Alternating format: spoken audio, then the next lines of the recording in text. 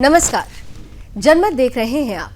आपके साथ मैं हूं लावनी विनीत। जनमत यानी वो मंच जहां पर हम और आप मिलकर करते हैं उन खबरों की बात जो सीधे आपसे सरोकार रखती है, जो सीधे देश से सरोकार रखती है। और जब हम देश से सरोकार रखने वाली खबरों की बात करते हैं तो उसमें छिपी होती है राष्ट्र सर्वोपरि की भावना। तो इसी राष्ट्र सर्वोपरि की भावना के साथ आज जिस पहली खबर की चर्चा हम जनमत में करने वाले हैं वो आ रही है 7 समंदर पार ब्रिटेन यानी यूके से। एक ऐसी खबर अब हम आपको दिखाने जा रहे हैं जिसने दुनिया भर के सनातनियों को झकझोर दिया है। ये कहानी तुष्टीकरण के उस अंतर्राष्ट्रीय सिंडिकेट की है जो अब विदेशों में भी हिंदू आस्था के केंद्रों को मिटाने पर आमादा है। दरअसल लंदन से करीब 120 किलोमीटर दूर पीटरबरो शहर है और इसी शहर के न्यू इंग्लैंड कॉम्प्लेक्स में पिछले 40 साल से संचालित हो रहे भारत हिंदू समाज के ऐतिहासिक मंदिर, जिसे स्थानीय हिंदू जो वहां के हैं श्रद्धा से लंदन का राम मंदिर भी कहते हैं, इसी मंदिर को जमींदोज करने की एक बहुत बड़ी साजिश रची गई है। इस मंदिर की जमीन को स्थानीय नगर निगम यानी पीटरबरो सिटी काउंसिल ने एक मुस्लिम संस्था जिसका नाम यूके इस्लामिक मिशन है, इसी संस्था को गुपचुप तरीके से बेच दिया गया। यह संस्था इस 40 साल पुराने पवित्र मंदिर को पूरी तरह ढाकर वहां मस्जिद खदीजा और एक विशाल इस्लामिक सेंटर बनाना चाहती है। इस घोर अन्याय के खिलाफ ब्रिटिश हिंदुओं ने लंदन हाई कोर्ट का दरवाजा खटखटाया, जहां पर आज यानी 16 जुलाई 2026 को दोनों पक्षों की अंतिम और निर्णायक बहस पूरी हो चुकी है। जस्टिस मॉरिस ने मामले की गंभीरता को देखते हुए अपना अंतिम निर्णय सुरक्षित रख लिया है, लेकिन यह निर्णय लाखों हिंदुओं की और या यूं कहीं कि विश्व के जो करोड़ों सनातनी हैं उनकी आस्था से जुड़ा हुआ है। इसलिए इस मुद्दे में सबसे पहले इस मंदिर के बारे में आपको जानना जरूरी है। इस मंदिर की स्थापना के पीछे एक बेहद दर्दनाक और संघर्षपूर्ण इतिहास छिपा है।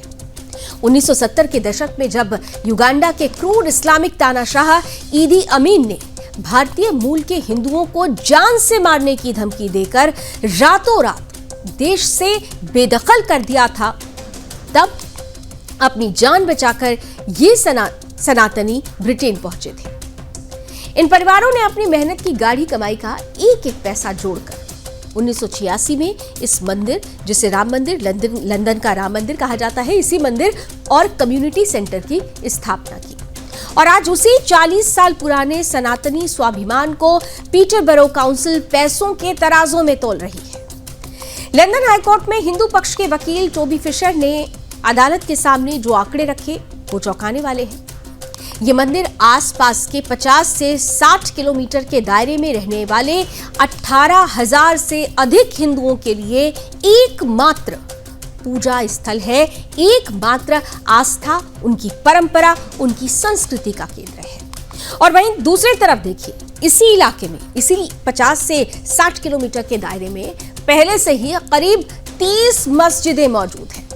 यानी हिंदुओं के लिए केवल एक मंदिर और इसी 50 से 60 किलोमीटर के दायरे में 30 मस्जिदें। बावजूद इसके हिंदुओं के एकमात्र केंद्र को मिटाकर वहां एक और मस्जिद बनाने की काउंसिल की जिद सीधे तौर पर हिंदुओं के धार्मिक अधिकारों का दमन है। पीटरबरो सिटी काउंसिल ने अदालत में दलील दी कि उन पर 500 मिलियन पाउंड का कर्ज है और इसलिए उन्होंने इस सरकारी जमीन की खुली नीलामी की।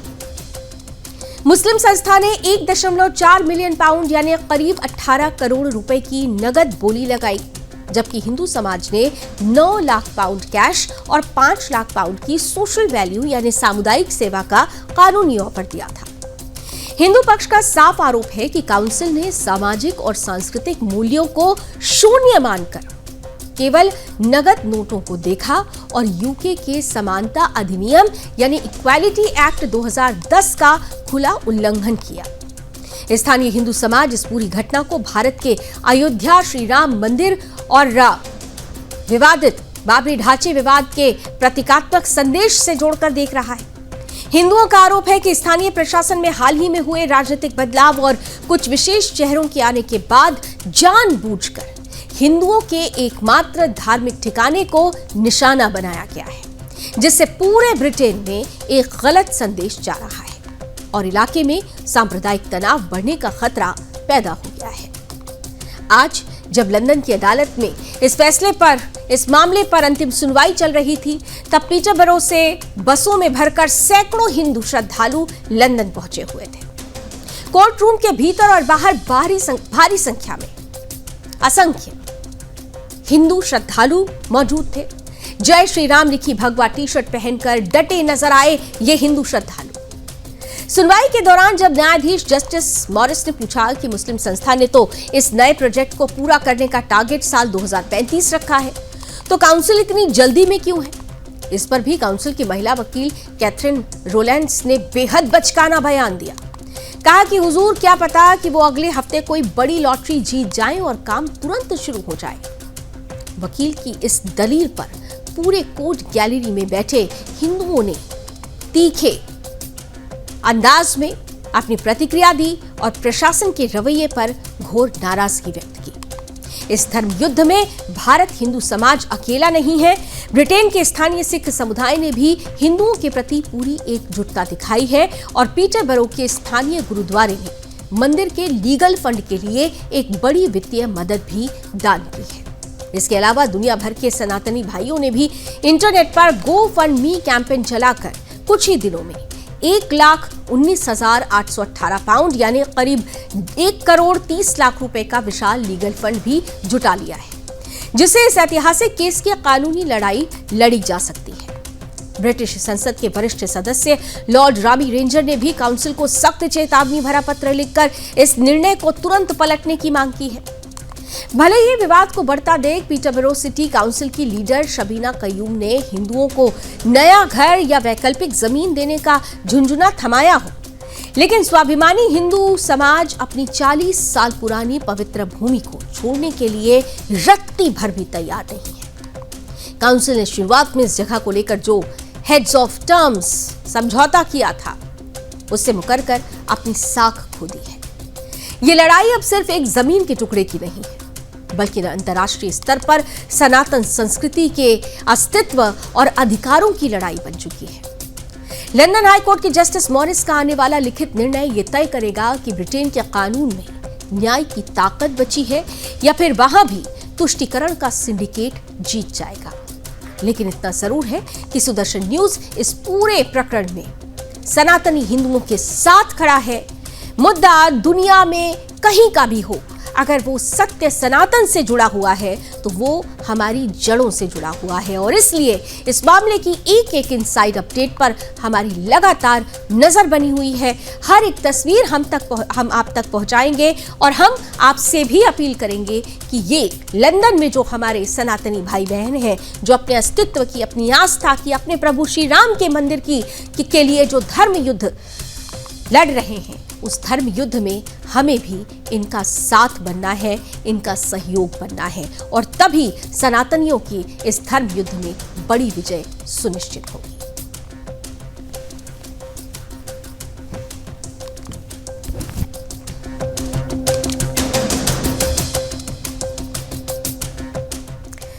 और आइए अब आगे बढ़ते हैं, मध्य प्रदेश की तरफ आपको ले चलेंगे, जहां पर यूसीसी को लेकर बड़ी तस्वीर आने लगी है। गुजरात, उत्तराखंड, असम और अब बारी मध्य प्रदेश की। मध्य प्रदेश में यूसीसी पर 404 धाराओं का वो राष्ट्रवाद समर्थित ड्राफ्ट, जिसने देश के मजहबी सिंडिकेट और तुष्टीकरण के पैरोकारों की नींद उड़ाती है। समान नागरिक संहिता यानी यूसीसी को लेकर देश में राष्ट्रवाद की जो बयार उत्तराखंड से शुरू हुई थी, वो अब मध्य प्रदेश में एक प्रचंड राजनीतिक और कानूनी तूफान का रूप ले चुकी है। मुख्यमंत्री डॉक्टर मोहन यादव की राष्ट्रवादी सरकार आगामी विधानसभा सत्र जो 20 जुलाई से शुरू होने वाला है, इस सत्र में एक ऐसा ऐतिहासिक और अभेद्य कानूनी दस्तावेज पेश करने जा रही है, जिसने स्यूडो सेकुलर जमात और मजहबी पर्सनल लॉ के ठेकेदारों के होश उड़ा दिए हैं। इस कानून की पिच तैयार करते हुए इंदौर के एक सार्वजनिक मंच से मध्य प्रदेश के मुख्यमंत्री डॉक्टर मोहन यादव ने जिस प्रखरता और निडरता के साथ हुंकार भरी, उसने तुष्टीकरण के एजेंडे को तार तार कर दिया है। सीएम मोहन यादव ने स्पष्ट शब्दों में कहा कि जब हमारा देश एक है, हमारा संविधान एक है, तो अलग अलग धर्मों के लिए अलग अलग कानून क्यों होने चाहिए? अगर प्रभु श्री राम एक शादी करते हैं तो फिर रहीम से भी एक ही शादी की अपेक्षा की जा सकती है। मुख्यमंत्री के इस बयान के आते ही मुस्लिम पर्सनल लॉ बोर्ड और वोट बैंक की राजनीति करने वाले दलों ने आसमान सिर पर उठा लिया। लेकिन राष्ट्रवाद की नीति साफ है, स्पष्ट है। सुप्रीम कोर्ट की रिटायर्ड जज जस्टिस रंजना प्रकाश देसाई की अध्यक्षता वाली 6 सदस्यीय हाई लेवल कमेटी ने 3 भारी भरकम वॉल्यूम में एक बेहद विस्तृत रिपोर्ट और कड़ा ड्राफ्ट मुख्यमंत्री डॉक्टर मोहन यादव को सौंप दिया है। इस ड्राफ्ट बिल को तैयार करने के लिए कमेटी ने मध्य प्रदेश के सभी 55 जिलों में जन परामर्श बैठकें की, जिसमें 9.5 लाख से ज्यादा नागरिकों और संगठनों से सुझाव लिए गए। 4 भाग, 404 धाराओं और 7 अनुसूचियों वाले इस महाड्राफ्ट के आते ही राज्य के कुनबा परस्त और तुष्टीकरण पर पलने वाले राजनीतिक दलों में हाहाकार मच गया। सुदर्शन न्यूज इस 404 धाराओं वाले कानून के उन इन डेप्थ का पर्दाफाश कर रहा है जिन पर वोट बैंक की राजनीति करने वालों की छाती पर सांप लौट रहा है। पहला, लिव इन रिलेशनशिप पर यह कानूनी हंटर होगा। दरअसल वासना के बाजार और स्वच्छंदता पर पूर्ण विराम लगेगा, क्योंकि आधुनिकता की आड़ में, तथाकथित आधुनिकता की आड़ में, सूडो मॉडर्निज्म की आड़ में सनातनी मूल्यों, हमारी परंपराओं, हमारी संस्कृति को खोखला करने की कोशिश की जा रही है। और इसी खोखलेपन को, इसी पूरी प्रक्रिया में जो नासूर हैं, जो घाव है, उसे भरने वाला ये महत्वपूर्ण कदम होगा। यानी सनातनी मूल्यों को खोखला करने वाले लिव इन रिलेशनशिप पर इस ड्राफ्ट ने सबसे करारा प्रहार किया है। लिबरल गैंग भले ही छाती पीटे, लेकिन यह कानून हमारी बेटियों की सुरक्षा का सबसे बड़ा कवच बनने जा रहा है। रजिस्ट्रेशन नहीं तो सीधे जेल, अब इसे भी समझ लीजिए। लिव इन में रहने वाले जोड़ों को जिला रजिस्ट्रार के पास अनिवार्य रजिस्ट्रेशन कराना होगा। बिना पंजीकरण छिपाकर रहने पर 3 महीने तक की जेल या भारी जुर्माना भी हो सकता है। ये इस पूरे ड्राफ्ट बिल का जो प्रावधान है वो हम आपके सामने रख रहे हैं कि 3 महीने तक की जेल और भारी जुर्माने का प्रावधान भी होगा। माता पिता को सीधी सूचना दी जाएगी। यदि पार्टनर की उम्र 21 साल से कम है तो रजिस्ट्रार इसकी सीधी सूचना उनके माता पिता को भेजेगा। अंधेरे में रखकर किए जाने वाले संदिग्ध कृत्यों पर इससे पूर्ण लगाम लगेगी। वही अदालती तलाक जैसा ब्रेकअप यानी आपसी सहमति से अलग होने की भी खुली आजादी नहीं होगी।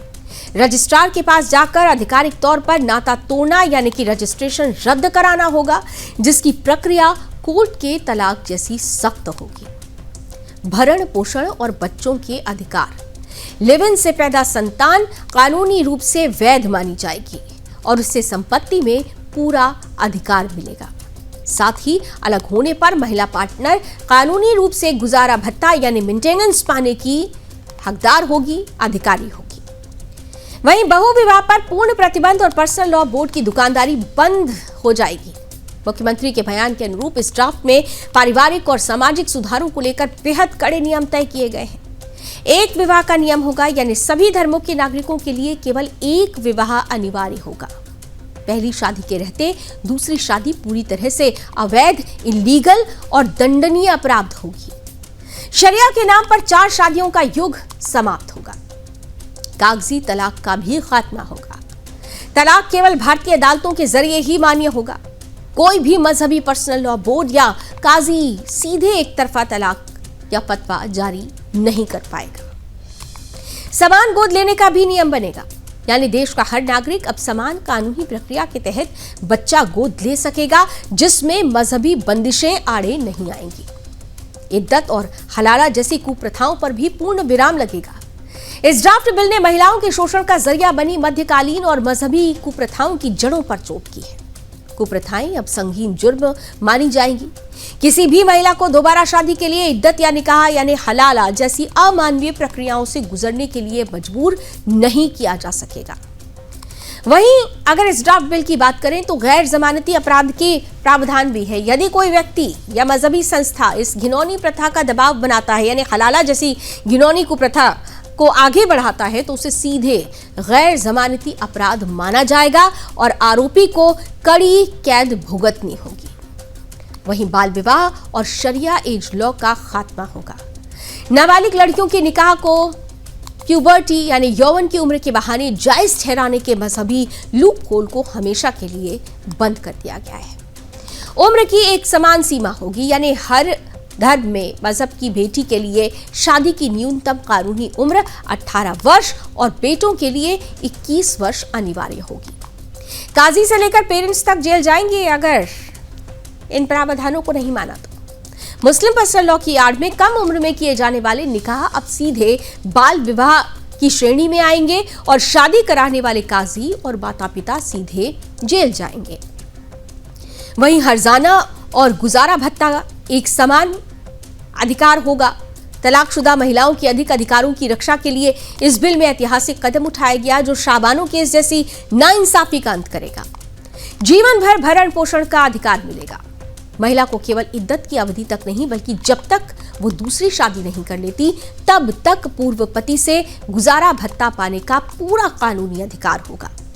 इसके अलावा संपत्ति से संरक्षण, यानी पति के मुकरने या मृत्यु होने पर महिला और उसके बच्चों के भरण पोषण की जिम्मेदारी पति की पैतृक संपत्ति से तय की जाएगी।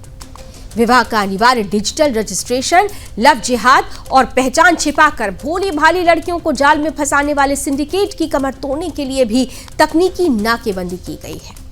60 दिन के भीतर पंजीकरण कराना होगा, यानी शादी किसी भी रीति रिवाज या मजहब से हुई हो, 60 दिनों के भीतर उसका सरकारी पोर्टल पर ऑनलाइन रजिस्ट्रेशन कराना अनिवार्य होगा। सरकारी योजनाओं पर रोक लगेगी, यानी पंजीकरण न कराने पर भारी जुर्माने के साथ साथ सरकार की सभी सामाजिक योजना सहायता के जो लाभ हैं उन्हें रोक दिए जाएंगे। वहीं आदिवासियों को दायरे से बाहर रखने पर दोगुली राजनीति का पर्दाफाश किया गया है। मध्य प्रदेश की गौरवशाली और बड़ी आदिवासी आबादी को लेकर कमेटी ने एक राष्ट्रवादी निर्णय लिया है। परंपराओं की रक्षा की जाएगी। आदिवासियों को यूसीसी के दायरे से पूरी तरह से बाहर रखने की सिफारिश की गई है, ताकि वनवासी भाइयों की सदियों पुरानी पारंपरिक रीतियों और सांस्कृतिक पहचान पर कोई आंच न आए। ये तो प्रावधान है, लेकिन अब क्योंकि विपक्ष बौखला गया है, क्योंकि उसकी तुष्टीकरण की राजनीति पर बड़ा प्रहार हुआ है, विपक्ष अब सवाल उठा रहा है कि अगर 21% आबादी बाहर है तो ये समान कैसे हुआ। ये वही विपक्ष है जो पहले आदिवासियों के अधिकारों का ढोंग करता था और आज उनकी परंपराओं की रक्षा पर इन्हें पेट में दर्द हो रहा है। वहीं दूसरी तरफ उत्तराधिकार कानून में ऐतिहासिक क्रांति इसे माना जा रहा है, क्योंकि माता और पिता दोनों को समान सम्मान, वृद्ध पिताओं को बुढ़ापे में बेसहारा होने से बचाने के लिए उत्तराधिकार के नियमों में भी बड़ा बदलाव किया गया है। पिता को भी बराबर हक मिलेगा। अविवाहित पुरुष की मृत्यु होने पर उसकी संपत्ति पर केवल मां का नहीं, बल्कि माता और पिता दोनों को एक सिंगल यूनिट मानकर बराबर का कानूनी हक दिया जाएगा। राष्ट्र विरोधी संगठनों का छटपटाता हुआ ज्वाइंट एक्शन कमेटी सिंडिकेट इस राष्ट्रवादी कानून के सामने आते ही भोपाल से लेकर दिल्ली तक हड़कंप मचा हुआ है। मध्य प्रदेश के कई मुस्लिम संगठनों ने मिलकर आनंद फानंद में एक ज्वाइंट एक्शन कमेटी का गठन किया और इसे धार्मिक स्वतंत्रता पर हमला बताया। उधर कांग्रेस के वरिष्ठ नेता दिग्विजय सिंह ने भी इस पर सरकार को ज्ञान देते हुए कहा कि यूसीसी ऐसा होना चाहिए जो समाज को जोड़े, न कि समाज में कड़वाहट पैदा करे। मुख्यमंत्री डॉक्टर मोहन यादव ने भी कांग्रेस पर तीखा पलटवार किया। कहा कि कांग्रेस अपने वोट बैंक के डर से और हिंदू मुस्लिम का चश्मा पहनकर इस ऐतिहासिक सुधार का विरोध कर रही है। अब जब 18 या 19 जुलाई से विशेष कैबिनेट बैठक होगी तो मुख्यमंत्री ने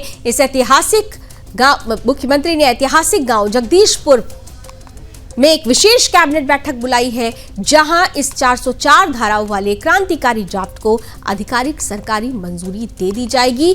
20 से 24 जुलाई जब विधानसभा मानसून सत्र होगा तो इस 5 दिवसीय सत्र के दौरान इस विधेयक को विधानसभा के पटल पर रखा जाएगा और इसे प्रचंड बहुमत के साथ कानून के रूप में पास भी कराया जाएगा। भारत एक है, कानून एक होगा। तुष्टीकरण का खात्मा और सनातन के गौरव की रक्षा के लिए मध्य प्रदेश का ये यूसीसी ड्राफ्ट देश के इतिहास में मील का पत्थर प्रमाणित होने जा रहा है। गरीबी में आटा गीला, ये कहावत तो आपने सुनी होगी। और यही कहावत आजकल एक ऐसे मुल्क पर पूरी तरह से चरितार्थ हो रही है जो भारत को तो आगे दिखाने की हिमाकत करता था, लेकिन आज उसके अपने ही घर में आटे की एक एक रोटी के लिए हाहाकार मचा हुआ है। हम बात कर रहे हैं नापाक पाकिस्तान की, जो आतंकियों का पोषक है, जिसके लिए आतंक ही और आतंकवादी ही उसके स्टेट एक्टर्स हैं, और भारत को आग दिखाने की कोशिश करता है, लेकिन वो जानता है कि भारत के आगे उसकी हैसियत क्या है। अब उसकी हैसियत देखिए, इसी कहानी, इसी खबर से ही पता चल जाती है। कंगाली की कगार पर खड़ा पाकिस्तान एक बार फिर भयानक खाद्यान्न संकट और कमर तोड़ महंगाई की चपेट में आ चुका है। हैरान करने वाली बात तो यह है कि पाकिस्तान में जनता की थाली से निवाला छीनने वाला कोई और नहीं है, बल्कि वहां के खुद के भ्रष्ट हुक्मरान और उनकी बेतुकी नीतियां हैं। पाकिस्तान के पंजाब प्रांत की मरियम नवाज सरकार के एक व्हाट्सएप वाले तुगलकी फरमान ने रातों रात राजधानी इस्लामाबाद और रावलपिंडी समेत देश के वीवीआईपी इलाकों में आटे की सप्लाई चेन को पूरी तरह से ठप कर दिया है। हालात इस कदर बेकाबू हो चुके हैं कि पाकिस्तानी फौज के मुख्यालय तक रोटी के लाले पड़ने की नौबत आ गई है। इस पूरे संकट की कड़वी और जमीनी हकीकत को सिलसिलेवार तरीके से अगर समझें तो स्पष्ट होता है कि पाकिस्तान में जो आटा संकट है, इसकी रियलिटी और इसका रेट कार्ड क्या है, सबसे पहले जरा आप ये समझिए।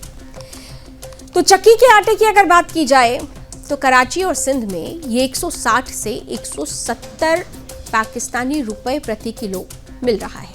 सोचिए, 160 से 170, जो हमारे यहाँ 19 से 20 रुपए में मिलता है। वहीं 20 किलो आटे की बोरी ओपन मार्केट में जिसका दाम है 2900 से 3000 पाकिस्तानी रुपए पर पैकेट। सरकारी तय दर की अगर बात करें, जो रेगुलर आटा है उसकी कीमत 125 पाकिस्तानी रुपए प्रति किलो है, जो कि सिर्फ कागजों पर है। दैनिक गेहूं का जो कोटा था उसे भी ब्लॉक कर दिया गया है, जो कोटा लगभग 8000 टन प्रतिदिन था। संकट की जद में आने के बाद इसे भी गिरा दिया गया है। और संकट की जद में आई फ्लोर मिलों की अब बात करते हैं। 45 बड़ी आटा मिलें हैं जो कि पूरी तरह से ठप पड़ चुकी है। सालाना कुल उत्पादन इनमें जो हुआ करता था उसमें 22 लाख टन की गिरावट आई है। साधारण रोटी और नान के दाम भी बढ़ गए हैं, यानी आप सोचिए कि सादी रोटी वहां पर 25 रुपए और नान 35 रुपए पाकिस्तानी रुपए प्रति पीस मिल रहा है। एक पीस की कीमत है। इस ताजा अकाल की शुरुआत 13 जुलाई 2026 को हुई। पंजाब प्रांत के खाद्य विभाग ने बिना किसी लिखित आदेश, आधिकारिक गजट या औपचारिक नोटिफिकेशन के सिर्फ व्हाट्सएप पर मौखिक निर्देश जारी करके ऑनलाइन परमिट पोर्टल पर गेहूं की मंजूरी को पूरी तरह सस्पेंड कर दिया, यानी ब्लॉक कर दिया। इस एक मनमाने फैसले ने रातों रात लगभग 8000 टन गेहूं की सप्लाई को बीच रास्ते में ही रोक दिया। मिल मालिकों का सीधा आरोप है कि शहबाज शरीफ और मरियम नवाज की सरकारें बिना किसी दूरगामी सोच के केवल व्हाट्सएप बेस्ड नीतियों पर चल रही हैं, जिससे परमिट बहाल करने के नाम पर भ्रष्टाचार और गेहूं की ब्लैक मार्केटिंग खुली तौर पर हो रही है। पाकिस्तान फ्लोर मिल्स एसोसिएशन यानी PFMA के अनुसार इस्लामाबाद के औद्योगिक क्षेत्रों में स्थित 45 प्रमुख आटा मिलें अपनी पिसाई के लिए पूरी तरह से पंजाब से आने वाले गेहूं के कोटे पर ही निर्भर हैं। पंजाब द्वारा सप्लाई रोके जाने से इन मिलों के पास गेहूं का स्टॉक पूरी तरह खत्म हो चुका है। चूंकि ये मिलें देश की राजधानी इस्लामाबाद और रावलपिंडी स्थित पाकिस्तानी फौज के जनरल हेडक्वार्टर्स की खाद्य सुरक्षा संभालती है, और इसलिए सीधे सत्ता के गलियारों और फौज के जनरल्स तक हड़कंप मच गया है कि कहीं फौज के जवानों को भी, पाकिस्तानी फौजियों को भी भूखा न रहना पड़े। United states department of agriculture यानी USDA की रिपोर्ट पाकिस्तान के इस खाद्यान्न संकट के सबसे बड़े कड़वे सच को उजागर करती है। इस साल पाकिस्तान का कुल गेहूं उत्पादन पिछले साल की तुलना में 20 लाख से 22 लाख टन कम रहने का अनुमान है। पंजाब प्रांत में पड़ा भीषण सूखा इस कम पैदावार की सबसे बड़ी वजह है। बुनियादी स्तर पर अनाज की इस भारी कमी के कारण सिंध और कराची जैसे बड़े शहरों में सरकारी गेहूं खरीद नीतियां 90% से ज्यादा फेल हो चुकी हैं और जमाखोरों ने बचे कुछ स्टॉक पर कब्जा कर लिया है। इन खाद्यान्न संकट का सबसे उग्र और हिंसक रूप पाकिस्तान अधिकृत कश्मीर में देखने को मिल रहा है। वहां की आवाम बुनियादी सब्सिडी, जो कि सस्ता आटा और बिजली से जुड़ी हुई थी, उसे पूरी तरह खत्म किए जाने से इतनी नाराज है कि उन्होंने सीधे शहबाज सरकार और आर्मी चीफ जनरल मुनीर के खिलाफ खुली जंग छेड़ दी है। लोग सड़कों पर उतरकर आटा दो या कश्मीर छोड़ो के नारे लगा रहे हैं और हालात को काबू करने के लिए पाकिस्तानी रेंजर्स बेगुनाह लोगों पर गोलियां बरसा रहे हैं। भले ही चौतरफा दबाव और बदनामी के बाद पंजाब फूड अथॉरिटी ने अस्थायी रूप से परमिट को बहाल करने की बात कही हो, लेकिन ये संकट टला नहीं है। पीएफएमए के चेयरपर्सन नसीम रजा ने सरकार को सीधी चेतावनी दी है कि यदि पाकिस्तान सरकार ने तुरंत विदेशी गेहूं के आयात को हरी झंडी नहीं दी तो आने वाले दिसंबर 2026 की सर्दियों की शुरुआत होते ही पूरे पाकिस्तान में आटे का ऐसा भयानक हाहाकार मचेगा जिसे संभालना वहां की फौज की संगीनों की बस की बात भी नहीं रह जाएगी। और जनमत में अब हम आपको एक ऐसी खबर दिखाने वाले हैं जो आज की गुड न्यूज भी कहा जाएगा और देश की ताकत के लिहाज से अंतरिक्ष की दुनिया में देश की ताकत कैसे बढ़ रही है, इसे लेकर आपको गौरवान्वित भी करेगा। दरअसल भारतीय अंतरिक्ष अनुसंधान संगठन यानी इसरो ने एक बार फिर अंतरिक्ष की दुनिया में तिरंगा लहराया है। इसरो ने तमिलनाडु के महेंद्रगिरी स्थित इसरो प्रोपल्शन कॉम्प्लेक्स यानी IPRC की main engine and stage test facility में अपने स्वदेशी CE-20 क्रायोजेनिक इंजन का फ्लाइट एक्सेप्टेंस हॉट टेस्ट सफलतापूर्वक पूरा कर लिया है। यह आधुनिक इंजन भारत के सबसे भारी रॉकेट LV-M3-M7 मिशन के ऊपरी चरण यानी कि अपर स्टेज को उड़ान के दौरान असीम शक्ति प्रदान करेगा। इस बेहद संवेदनशील और तकनीकी परीक्षण के सभी मुख्य आंकड़े और फैक्ट्स आपको समझना चाहिए। तो परीक्षण के दौरान इंजन को पहले 19.5 टन थ्रस्ट पर 45 सेकंड के लिए फायर किया गया। इसके तुरंत बाद इसे इसकी अधिकतम क्षमता यानी 22 टन थ्रस्ट पर 25 सेकंड तक सफलतापूर्वक चलाया गया। इस इंजन में लिक्विड हाइड्रोजन को ईंधन के रूप में और लिक्विड ऑक्सीजन को ऑक्सीडाइजर के रूप में इस्तेमाल किया जाता है।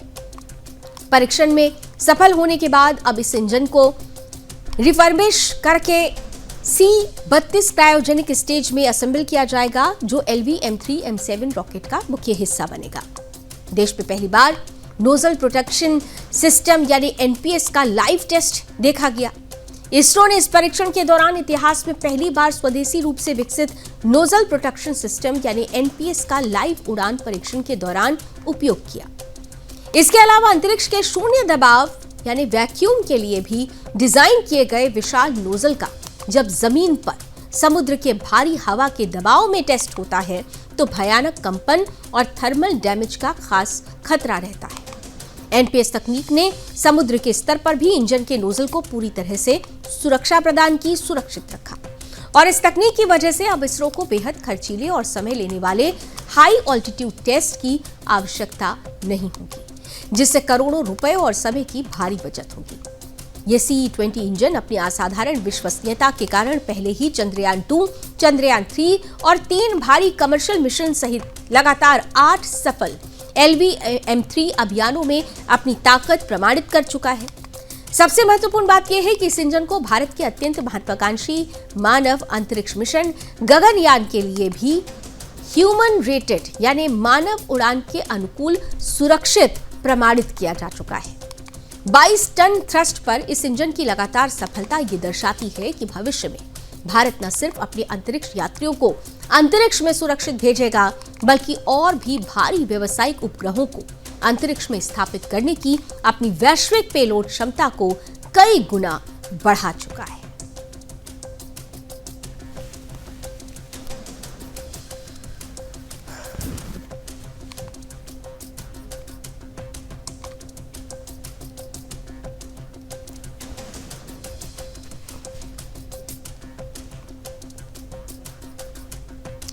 तो अंतरिक्ष में किस तरीके से भारत अपने पंख फैला रहा है, इस खबर को हमने आपके सामने रखा। लेकिन जब हम भारत बोलते हैं तो वहां पर केवल राष्ट्रवाद की ताकत नहीं है। भारत बोलते ही आध्यात्म, संस्कृति, परंपरा और आस्था की शक्ति भी नजर आने लगती है। हम आपको अब उस पावन धरा पर ले चलेंगे जिसे सनातनी आस्था का साक्षात बैकुंठ कहा जाता है।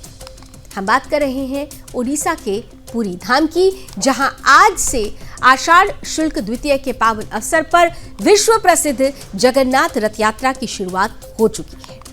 ये सिर्फ एक धार्मिक यात्रा नहीं है, ये ब्रह्मांड के अधिपति स्वयं महाप्रभु जगन्नाथ के अपने भक्तों से मिलने का वो अनुपम महापर्व है जिसका गवाह बनने, जिसका साक्षी बनने के लिए पूरी सृष्टि आतुर रहती है। आज जब पूरी दुनिया मॉडर्न साइंस और पश्चिमी चश्मे से चमत्कारों को खारिज करने की कोशिश करती है, तब हमारा यही पुरी धाम चीख चीख कर ये बताता है कि जहां विज्ञान अपनी सीमाएं खत्म कर देता है, वहां से सनातन का अचूक और वैज्ञानिक सत्य शुरू होता है। आज सुदर्शन न्यूज पर हम उन रहस्यों को डिकोड करेंगे जिन्हें सुलझाने में नासा से लेकर दुनिया भर के वैज्ञानिकों के पसीने छूट गए। पहला रहस्य, हवा के विपरीत लहराता ध्वज। पुरी मंदिर के शिखर पर लगा लाल ध्वज हमेशा हवा की विपरीत दिशा में लहराता है। वैज्ञानिक भी आज तक इसके पीछे का भौतिक नियम नहीं समझ पाए। दूसरा रहस्य, शून्य परछाई का स्थापत्य। इस गगनचुंबी मंदिर के मुख्य गुंबद की परछाई दिन के किसी भी पहर जमीन पर नहीं पड़ती। स्थापत्य कला का ऐसा बेजोड़ नमूना पूरी दुनिया में कहीं नहीं मिलता।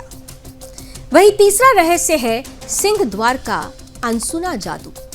मंदिर के मुख्य द्वार के अंदर जैसे ही आप कदम रखेंगे, समुद्र की लहरों की दहाड़ पूरी तरह से गायब हो जाती है, लेकिन एक कदम बाहर आते ही आवाज फिर गूंजने लगती है।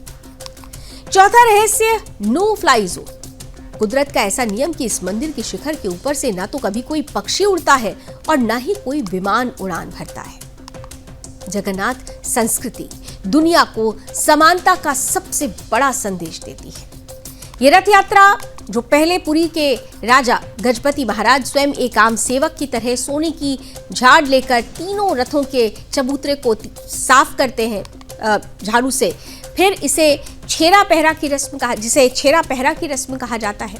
ये दर्शाता है कि जगत के स्वामी के सामने कोई भी राजा नहीं है, सब सिर्फ उनके सेवक हैं। इतना ही नहीं, जिन तीन विशाल रथों यानी नंदी घोष, तालध्वज और दर्प दलन को आप अपनी स्क्रीन पर देख रहे हैं, अभी आप देखेंगे तीनों रथ, इनके निर्माण में लोहे की एक भी कील या धातु का उपयोग नहीं किया जाता। पूरा ढांचा प्राचीन भारतीय इंटरलॉकिंग काष्ठकला की देन है।